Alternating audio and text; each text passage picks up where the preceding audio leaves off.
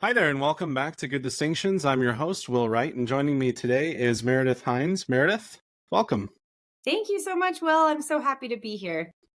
It's wonderful to have you. So, just to start us off, if you could just tell us who are you and what do you do, and really anything else you'd like to add about who you are. My name is Meredith Hinds. I am a mother of 5 children.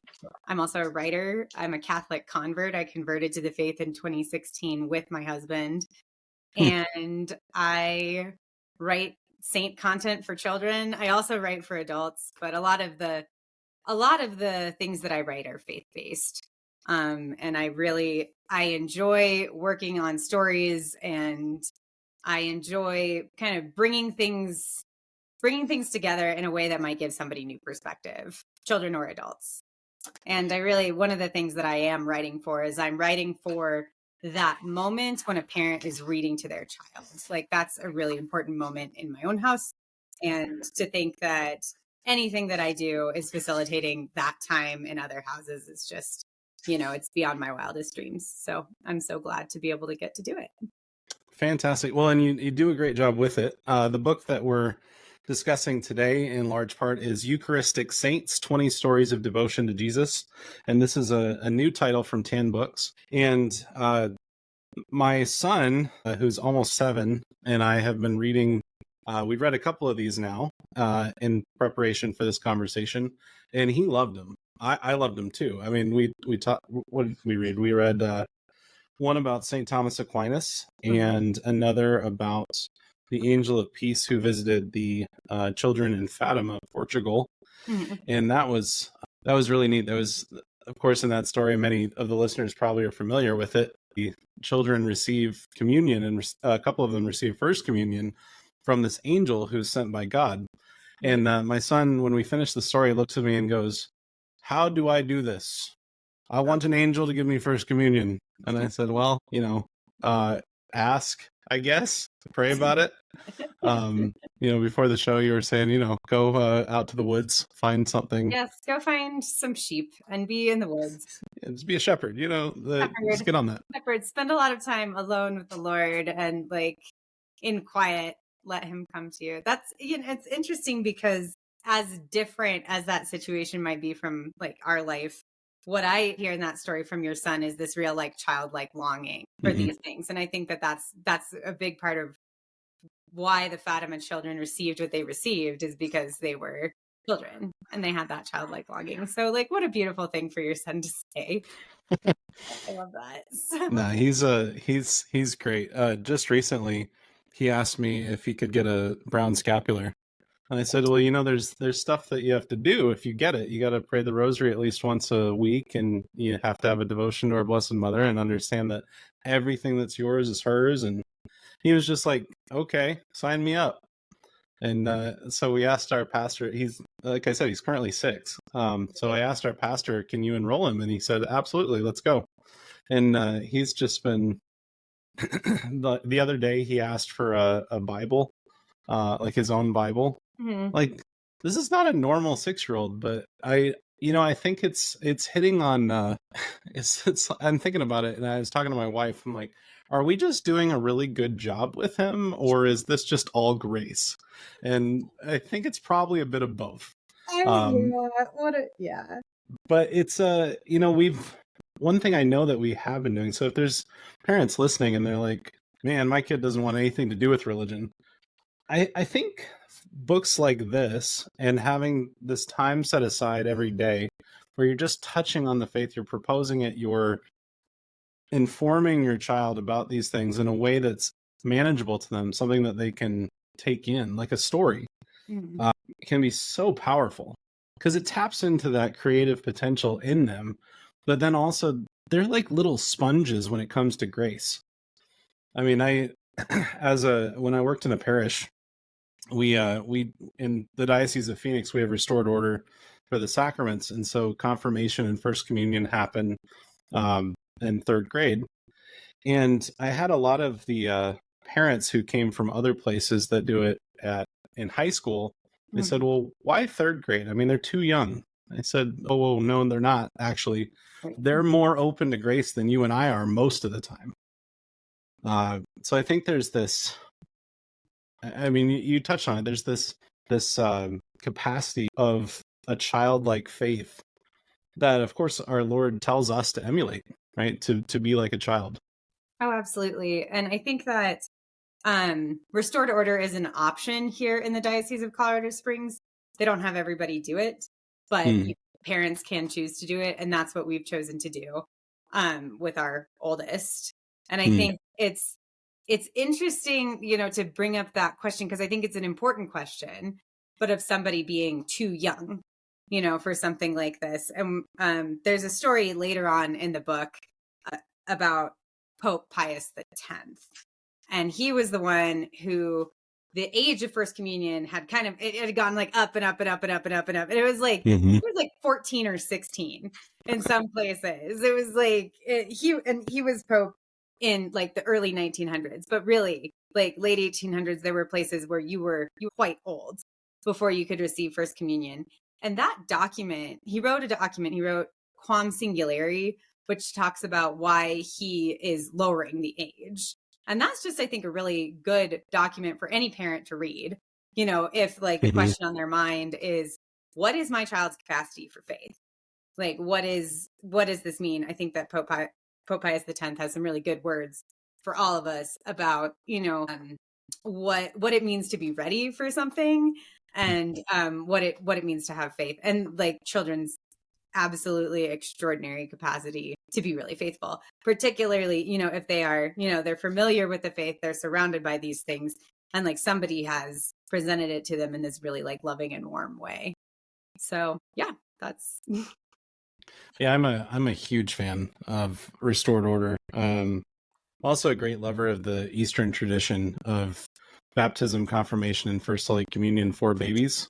Yep, just get it done. Because Yeah, it just shows how grace comes first. It's not that we are only so much more special as people, as human beings, because we have the faculty of reason, for example. Yes. And beyond that, it's that grace comes first when it comes to the sacramental life. Confirmation isn't just some sort of Catholic bar mitzvah or a rite of passage. It's the necessary completion of baptismal graces, as the Catechism says. So it's this receiving of the Holy Spirit and this empowering by the Holy Spirit to live out the faith. And so I'm so grateful for Pope Pius X putting the age of First Communion back around the age of 6 or 7 or 8, somewhere in there, the age of reason. He says in Quam Singulari, I loved this. His phrasing was more or less 7. So he uses the words like more or less, right? And so he's like, really, this is about the child's age of reason, right? And you do, and I think as a parent, you do see that happen. And with my first child, I was kind of like, what are they talking about? And then it wasn't like he woke up one day and was like, oh, he is the age of reason now.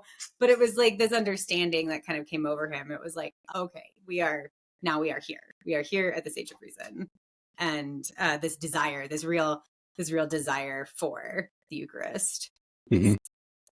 Yeah, no, I've seen that. We were talking before the show about the age of our oldest being around 7, more or less. More 7. or less 7, yes. And it's I absolutely will echo that. I've seen that in my son, where he started asking for these things like the scapular, and he seems to just be much more clued in at Mass. Like he's paying attention more to the action of what's going on, not just what the people are doing, but the sacred action of Christ. Like he's seeing in the signs and symbols what's actually going on, which shows me that he's got a level of abstraction that he didn't have a year ago.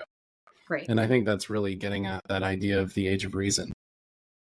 How much of this sort of understanding of the age of reason came to bear as you were writing these? Because, I mean, as a writer myself, I find it incredibly hard to write for kids. It's just not a gift I have. And I don't know, how do you gauge what is appropriate without watering it down? And so that's part 1. Part 2 is like, what age are you aiming at? With this collection in particular, this is gonna be a wide and kind of weird window. But between the ages of about 5 and 10, Hmm. and I think a 10-year-old, 9, 10-year-old could certainly read these stories for themselves. A 5-year-old would be able to sit through one. And I think for the reasons that we've been talking about, they might resonate more with a 7-year-old. But I sent this book to a lot of my friends, and I've heard really wonderful things about their 2 to 4-year-olds sitting there and looking at the pictures. Hmm. And there are some really beautiful pictorial representations of the Eucharist in here. Yeah. So, I'm like, it's for everyone. Anybody can read this. But what I try to do when I write for children is I try to focus in on a particular scene. So that's what each of these stories are. I think that we see a lot of saint content for children that's pretty biographical. And I think that's important and it's good. It's good that we have it. But it kind of starts with the saint's birth, talks about their childhood some, and then, their life and what they do, and then how they die. And these are really good and important things to know. And like a child can benefit tremendously from those kinds of things. But I mean, there are some things that we've read before about like to my little ones who are all 7 and under, but about the saints like building churches and schools. And my children don't quite resonate with those kinds of things necessarily. They're like, I don't understand why that's so important, particularly as people living in a suburban area where churches and schools are everywhere. They're like everywhere. They're like, okay, like they built churches, schools, and hospitals. And I'm like, there were not those things until they did that. So with this particular collection, I tried to focus in really on scenes. And I think that children respond to that. They respond to action happening. Like, we've got the story of Saint Tarcisius, and the action happens and at like the critical times and those kinds of. So I think that children really enjoy scenes. They enjoy details. They like the pictures that are there. They like things that inspire, questions.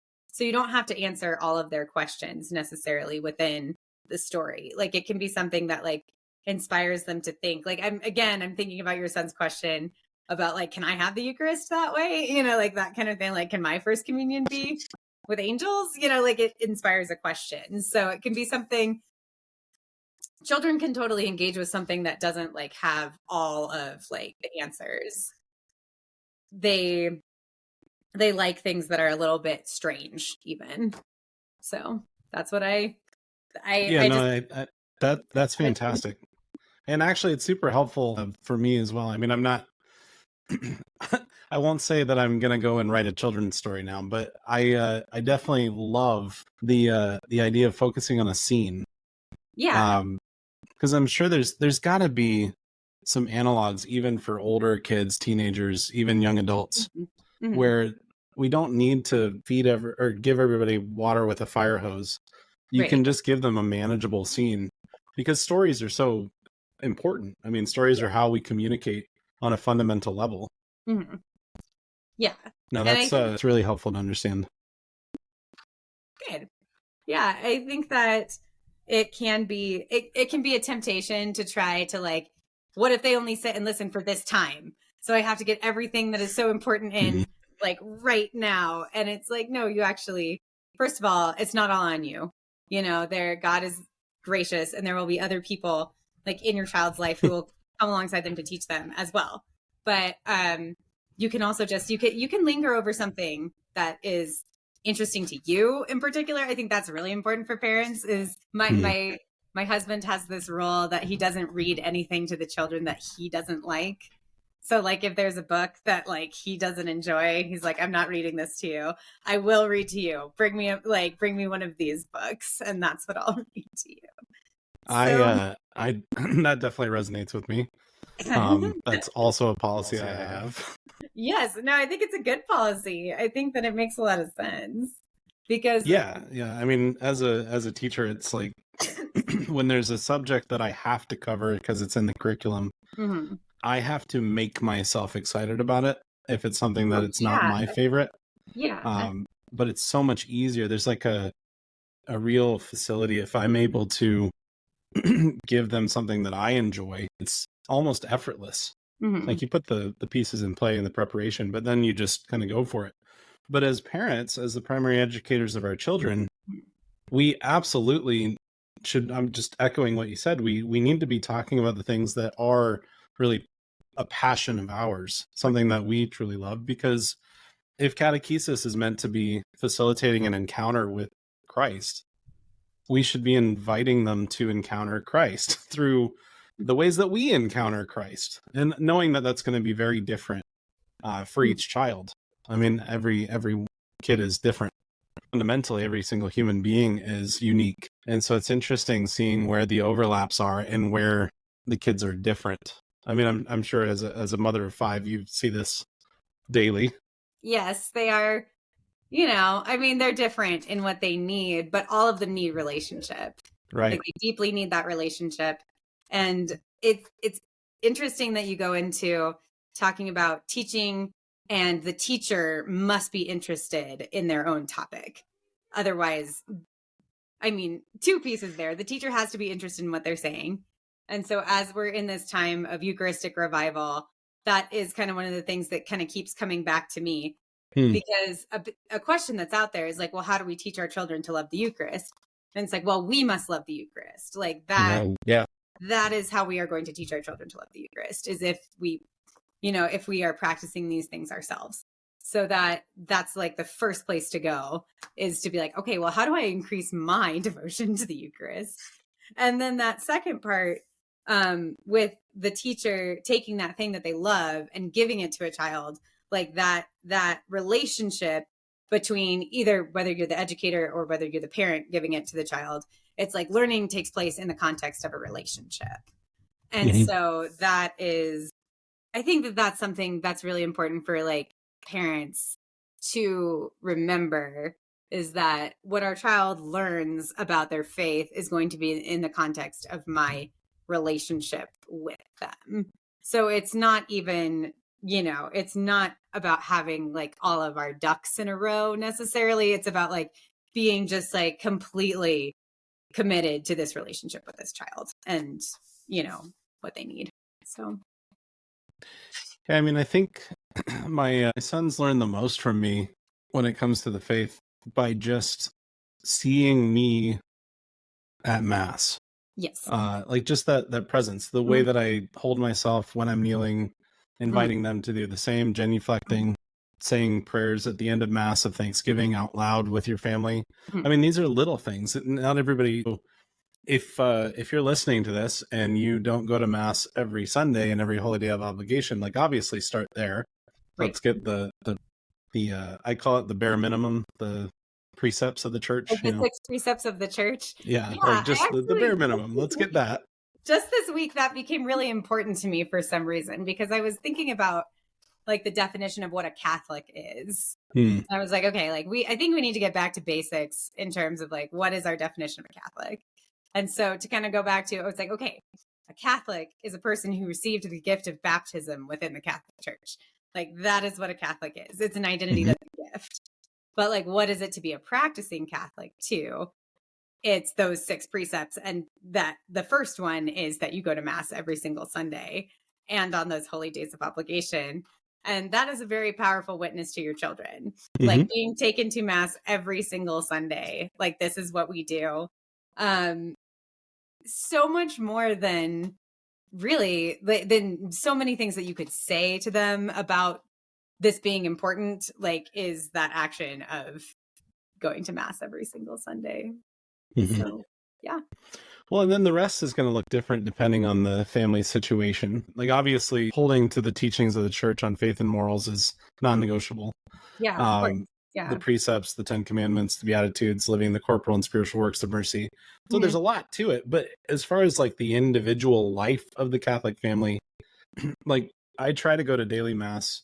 It's very easy because we have daily Mass in the chapel at my school because I teach at a Catholic school. Yes. And my son goes to a Catholic elementary school. And so they go to Mass as a school on every Tuesday. And that's huge to me. Right. And of course, a lot of families homeschool and they're able to bring their kids to daily Mass. So I'm not saying that every Catholic needs to go to daily Mass. In fact, you can be a very good Catholic and not go to daily Mass. but gosh, it's a whole lot easier to be a good Catholic if you go to Mass more than once a week. Those graces, yes, those It's the graces increase. Graces. So, but yeah. it's going to look different for everybody. Yes. And gosh, Rome is not built in a day. I mean, this was something that was really big for me as my son started going to kindergarten, as I knew he was going to Mass with his school on Tuesday. I'm going to Mass the other days, but I wanted him to come with me occasionally. Mm-hmm. And so I started, the first time I said, do you want to go with me? And he said, not really. And I said, that's okay. That's fine. And I would keep asking him, like, no pressure, just, do you want to come? Well, one day he said yes. And I said, great, let's go. Let's go to Mass. And then he was stressed the whole time because he's like, are we going to get out of here in time for me to get to school? Aww. I'm like, good Lord, man. Yes, I'm in charge of that. Don't worry about it. But then I asked him again. He was like, not today. But then just a couple weeks ago, I said, do you want to go to Mass with me? And he said, yes. And I let him ring the bells. So he just like, this is fun. So anyway, long story short, this was a year and I've only gotten him to daily Mass with me 2 times. So, if you're listening and you're like, I need to form my child and I need to instill this habit, like, let it be. Take a breath. You're doing great. Well, yes, I think that there is this element of trusting God and being receptive to the things that God puts on your heart to do with your family, without going into some kind of like overload marathon mode, because you really cannot do everything. Like, there are so many beautiful devotions. There are so many wonderful saints. There are so many great things that you could do, but you absolutely, you cannot do all of them. You cannot just, do every single thing. But I mean, I think that we can, as Catholic families, working together, the husband and wife in their own vocations together, being like, okay, what is it that we need to do to, grow as a Catholic family? Like, what are the things that we are going to do to, to grow in this Catholic spirituality and show our children what we believe and teach them and those kinds of things. And I think it's beautiful that you offered your son this chance, and he will remember that. He will remember that. And that's great. Cool.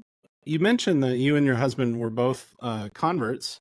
Yes. Relatively recently, within the last decades. What how did that come about?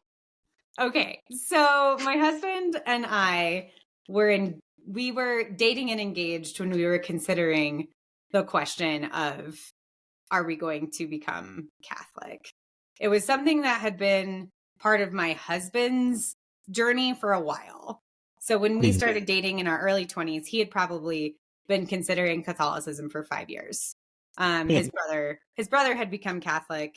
His father had actually been baptized Catholic and was, on a very long journey of returning to the faith.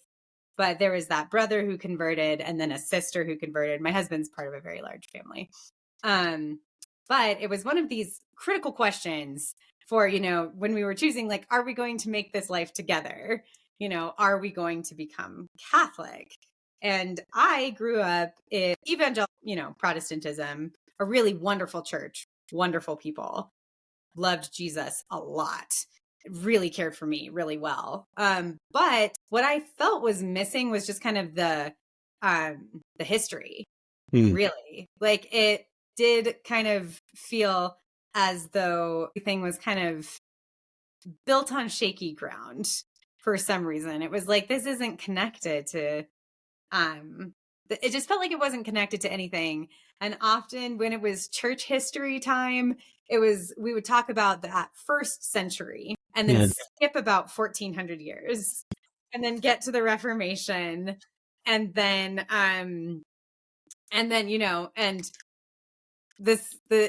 for anyone who doesn't know, Reformation Day is actually often celebrated at Protestant churches. So October 31st, the day that Martin Luther nailed the 95 Theses to the door of the Wittenberg Cathedral. There are Protestant churches that celebrate it. It's in the pamphlet, it's in the church bulletin, today is Reformation Day.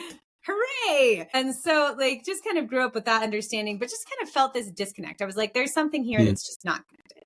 And so when my husband, who at the time I was dating, said something about like he was really strongly considering joining the Catholic Church and that we should not continue doing whatever it was that we were doing unless I was also open to that idea. I was like, you know what? Yes, I'm interested in finding out more about Catholicism and seeing what this is. There was a lot, that didn't make sense at first, for sure. A lot. And one of the, like whatever was, this is funny now that I write about saints, because whatever was going on with the saints, I was like, that doesn't even make sense. Like, I don't know, like what you like I don't understand why you think that you can pray to these people. I don't know what that's about. Mary was that was a whole bridge to cross. And then it felt like just the understanding of grace was really different than what I had grown up with. And so all of these different kind of like bridges to cross. But in the end, it was interesting because we had all those questions and we had all these, discussions going on amongst ourselves. And then he and I went to a presentation about the Eucharist. And I have to tell you, this presentation was not super exciting.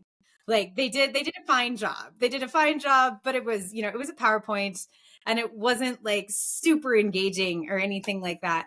But both of us left that presentation. We were like, okay, like this is the peace. The Eucharist is the peace because this is what unites the Old Testament and the New Testament and the age that we're living in now.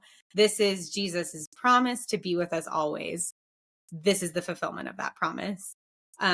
We want to be a part of this. We will do what we have to be a part of this. And we trust that the other questions are going to get answered along the way.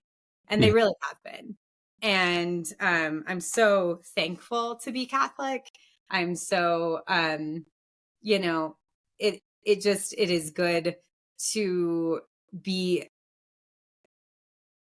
living out family life with the sacraments. Like I cannot imagine trying to do it in any other way. Like we desperately need those graces. Do you have any like questions about that in particular? Was that kind of clear? Yeah, no, I used to, when I worked at a parish, I did RCIA for 7 years. Yes. And so I'm always really interested to hear people's conversion stories or reversions or whatever the case might be. I was baptized Anglican. My godfather is an Anglican priest, and my dad was an Anglican. My mom was a lapsed Catholic. So I've said this on the show before, but I became Catholic pretty much because the best school in the city I grew up in was a Catholic school, and you got a discount if you're part of the parish. Okay. And so my dad took Catholicism more seriously at that point. That's probably not the right way to put it. He was already thinking about it. He was very faithful. He was a really solid, like, call it high church Anglican. He just had some questions. Like you said, like the saints, Mary, they weren't as big of a deal as an Anglican. It was more like, what's going on with the... Actually, I don't even know what the specific questions he asked were, but I know he spent all day with a priest. He showed up early in the morning with him, ended up going to the hospital, doing sick calls with him, went to lunch with him. Like he was asking him questions all day. And then he came home and said, all right, I guess I'm going to become Catholic. And my mom, it was easy. She was a lapsed Catholic, so she just came back to the practice of the faith. Right.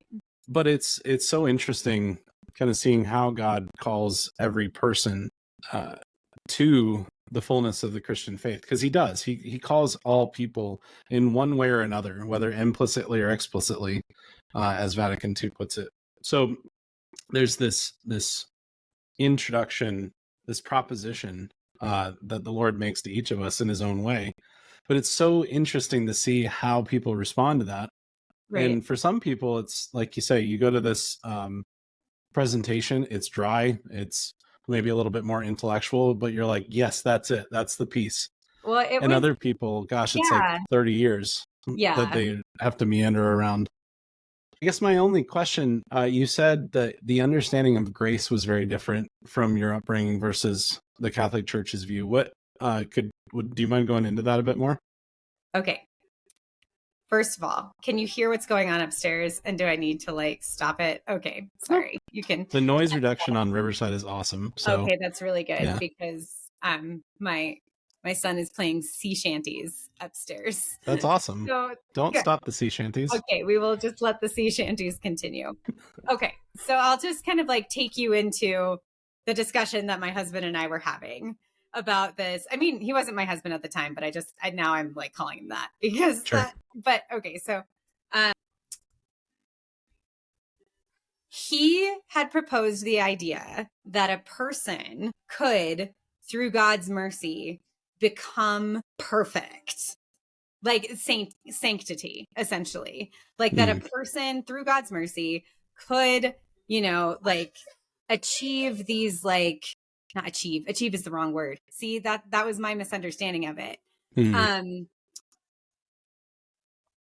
The great sanctity of the saints was dependent on God's mercy to make them more holy. Okay. Yep. What I had grown up with this understanding of grace was that people are irredeemable, that we are, so kind of like that Martin Luther's dung heap illustration. It's like we are refuse. Was it as strong as like the John Calvin, like total depravity, like that far? What's interesting about that is a lot of evangelical churches do kind of grow from that Calvinistic standpoint of like, we can do nothing. Like we are just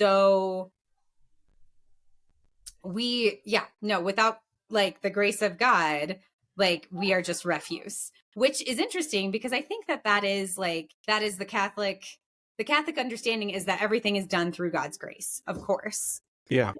But the particular worth of the human person is kind of what's in question, I guess. The way that I've heard it explained since is that the Catholic view is kind of like the noble warrior wounded on the battlefield by sin versus the dung heap, like absolute trash. And so what Johnny was working through at the time about what grace is and what grace can do in us was kind of, I was so like, no, that's not possible, because I think there was this idea that we could not change. We could not actually grow. Really, all it is God's grace acting through us who like can do nothing, which I actually don't think is an accurate understanding of a lot of Protestant theology. But like, particularly what I grew up with, it sounded to me so prideful to think that we could, grow in sanctity to the point where, what we were doing was actually good. Yeah, I mean, it is a fundamental question, because in my history class, we it's basically Western civilization, European history, 1500 to present day.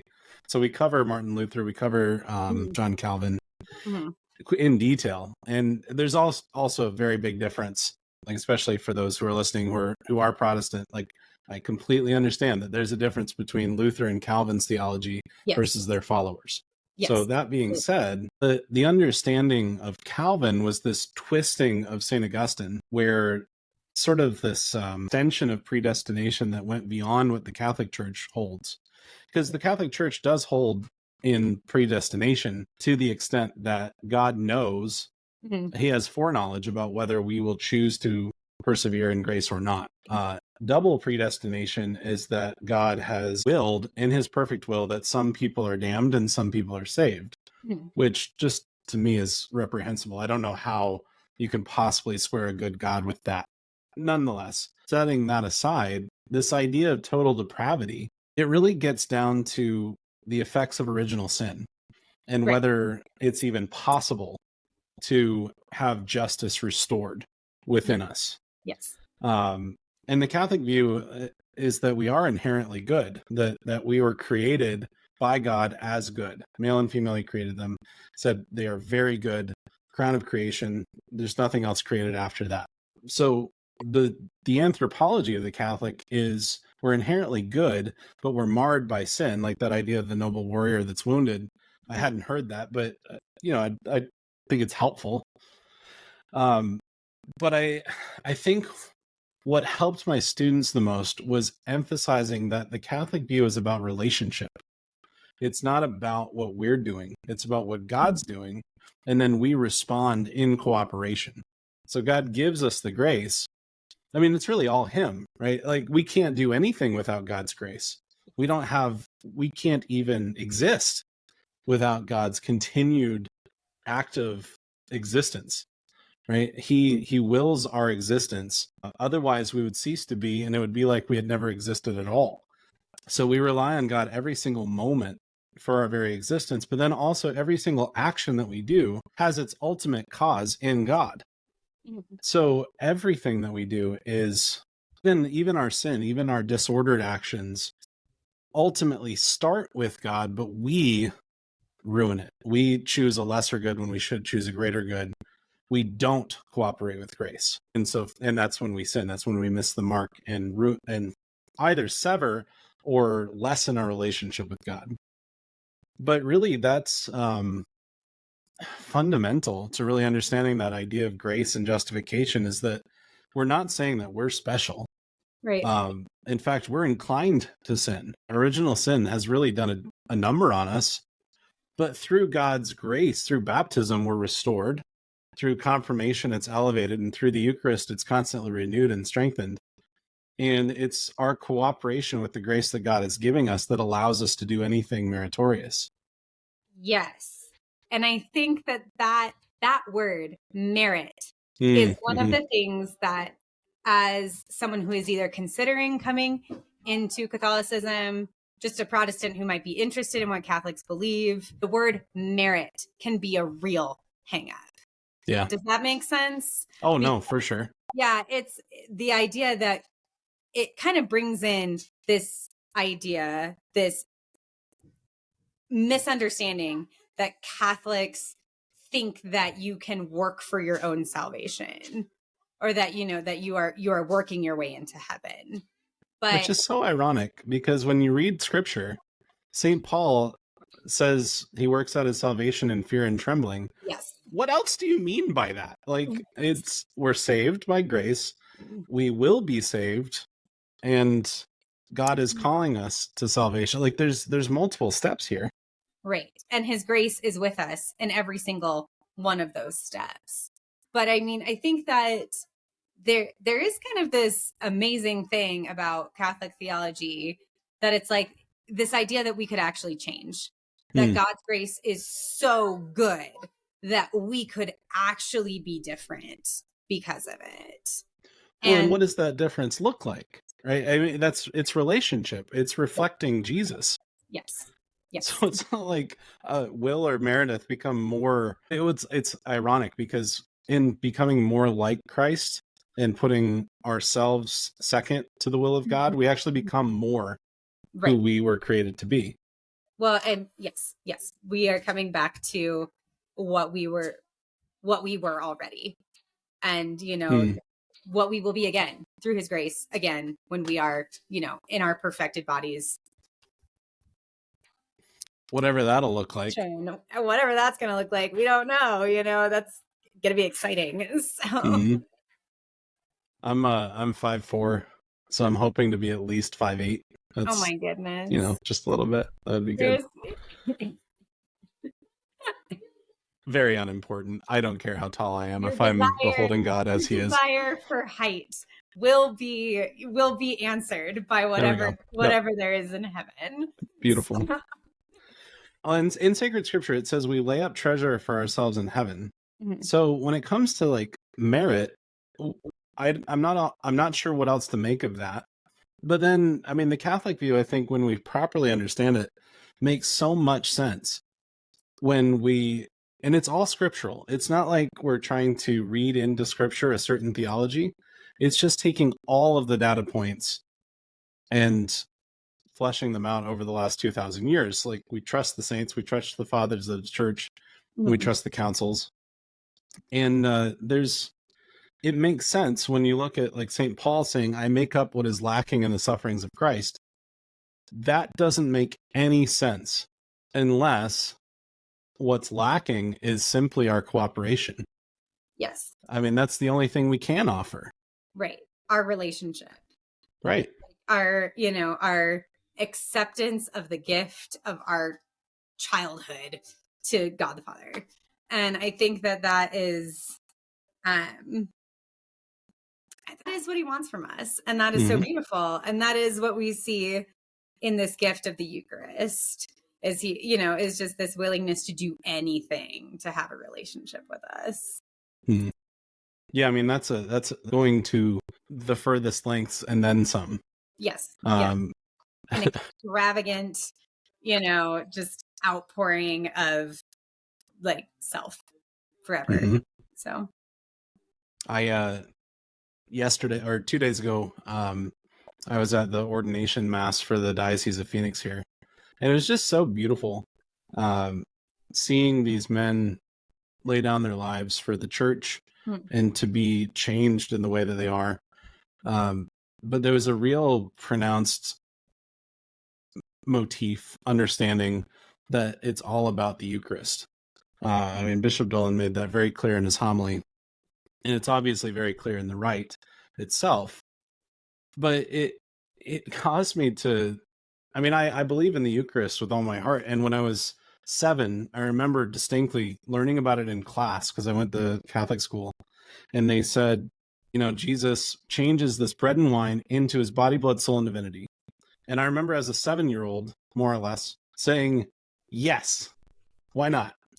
That makes sense. Yeah. And that's that childlike faith, right? Yeah. And I, since then, I mean, I'm working on a doctorate in liturgical theology at the moment. So like, I really love the Eucharist, and I love the Mass, and I love all this.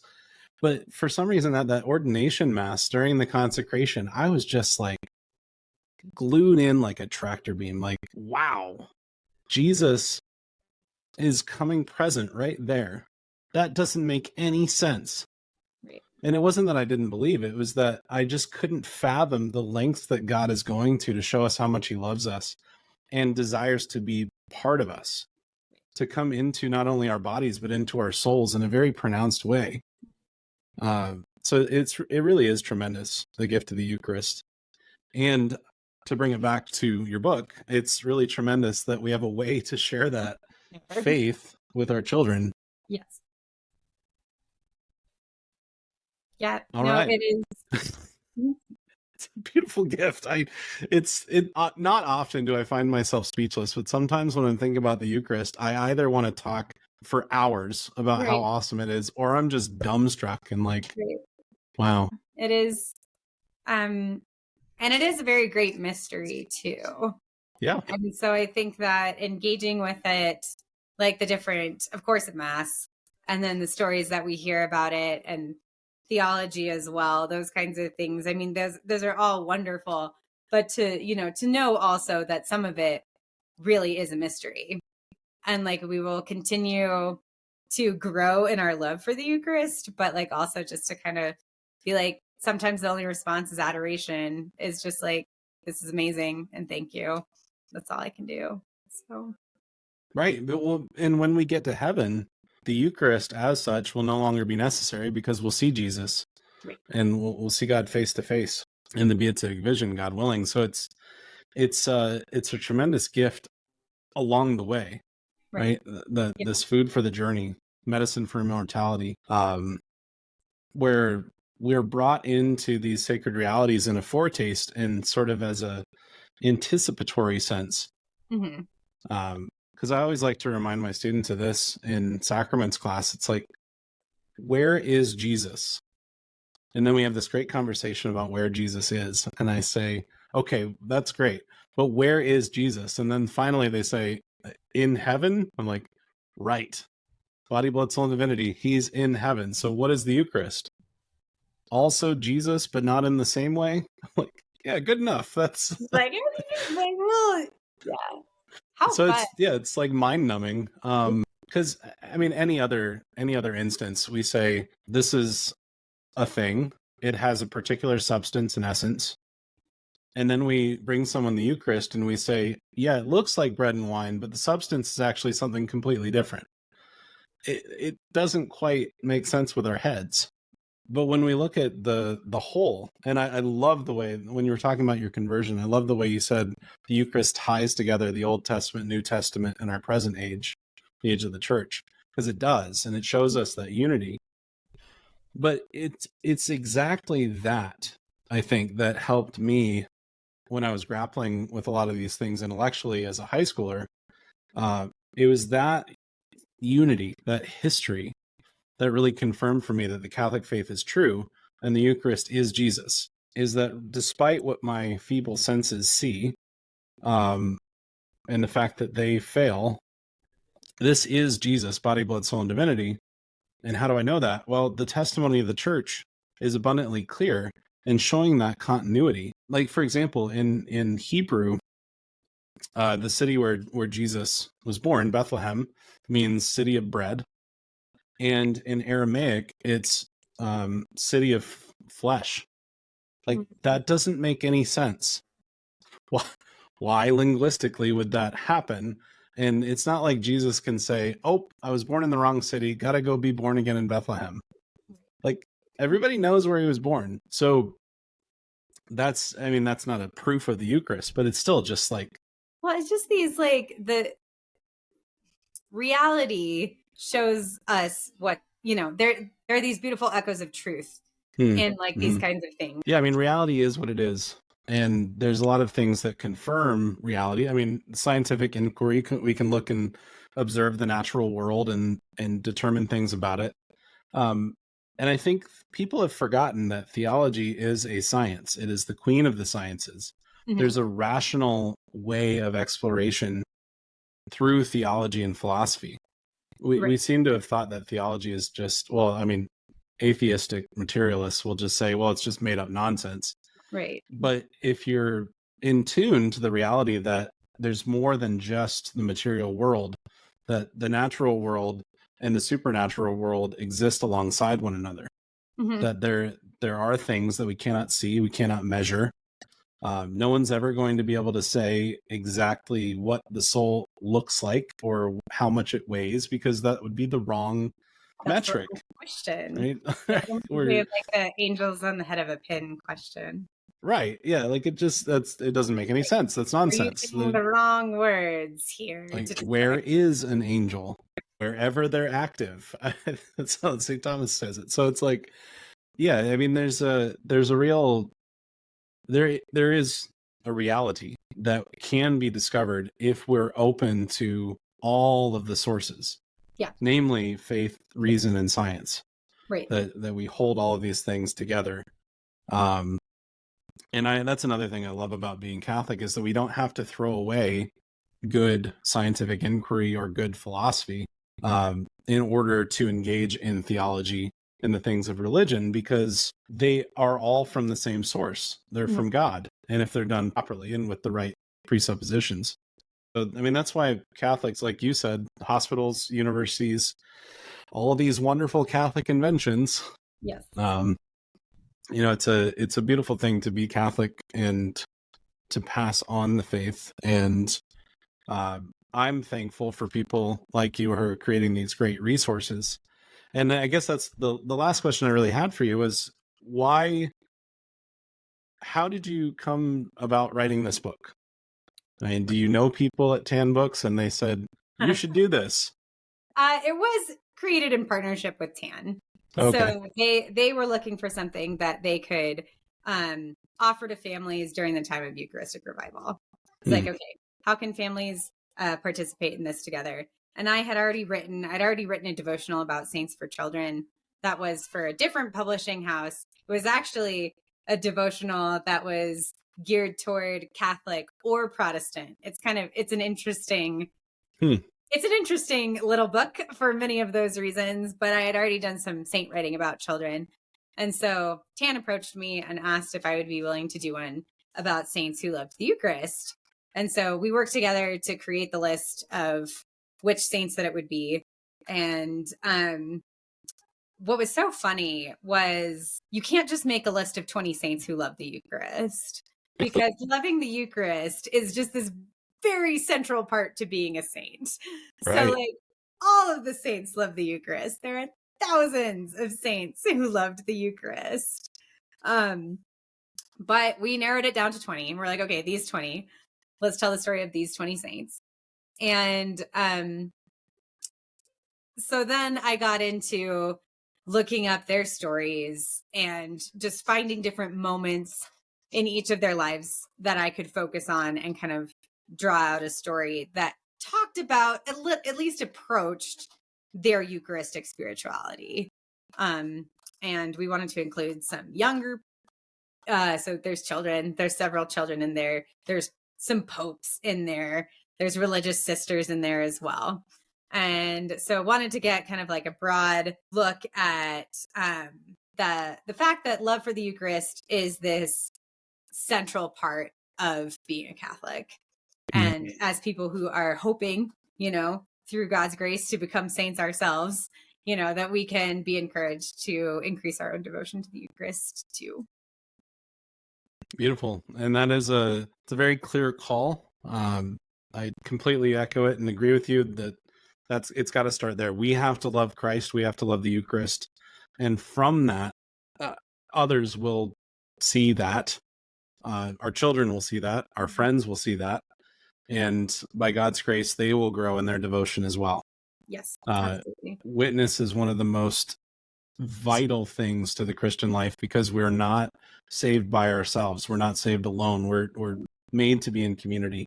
Yes. We need one another. Absolutely. And we're either moving towards sanctity or away from sanctity. There's no middle ground. Like St. Ignatius of Loyola puts it, you're either in Jesus' army or Satan's army. Make a choice. Wow. There is no non-choice. Right. And so when it comes to the Eucharist, it's like, do we ever reach that threshold where we say, all right, well, that's enough. That's enough love, I think. No, obviously. So we have to continually grow. There is no stagnation in the spiritual life. Yes. We're either moving forward or moving backwards. I should say we're either moving forward or we're falling headlong backwards or rolling down a hill dramatically to our and I think death. that, having really very dramatically, yes.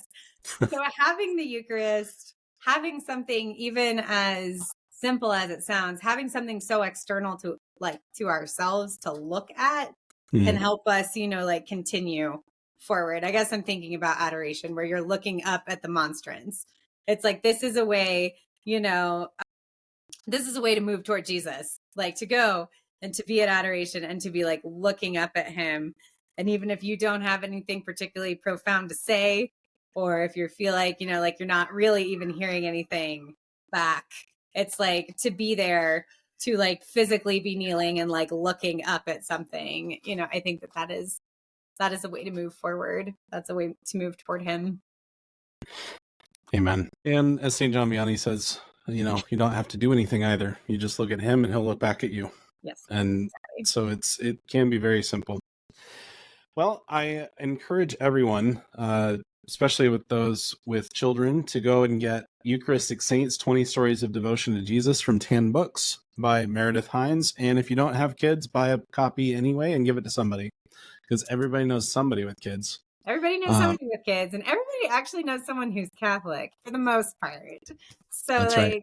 Go for it. Yeah. Statistically speaking, you should buy at least 10 copies. Thank you.